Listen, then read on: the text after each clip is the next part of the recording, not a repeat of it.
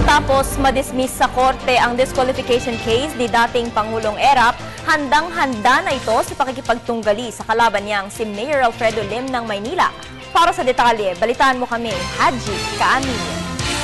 Handa na si dating Pangulong Joseph Estrada sa kanyang pakikipagtunggali kay Manila Mayor Alfredo Lim sa darating na midterm election sa Mayo. Kasunod ito ng pagkakadismiss ng disqualification case na inihain ni Attorney Alicia Vidal sa korte. Ayon kay Erap, taong bayan na lamang ang huhusga kung sino sa kanila ni Lim ang karapat dapat na maluklok sa Maynila. 3-0. What else? Bakit ako pinapala disqualification?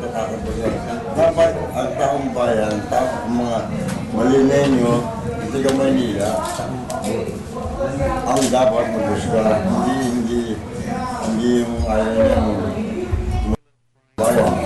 Sakaling manalong alkalde ng kabisera ng Pilipinas, prioridad umano ni Erap ang pagpapanatili ng peace and order. Napapabayaan raw kasi ang lungsod sa listahan ng highly urbanized city sa bansa. Priority though is peace and order. Because I believe that without peace and order, there can be no economic growth. No?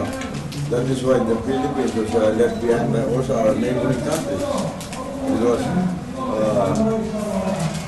in Luzon, Visayas, there's the insurgency for more than 50 years. Then in Mindanao, there's the secessionist movement for more than 30 years. And then seat of government, kidnapping, what happened? Corruption. Samantala, mainit namang sinalubong ng mga taga San Juan ang Partido Magdiwang at ang mga senatoriables ng United Nationalist Alliance.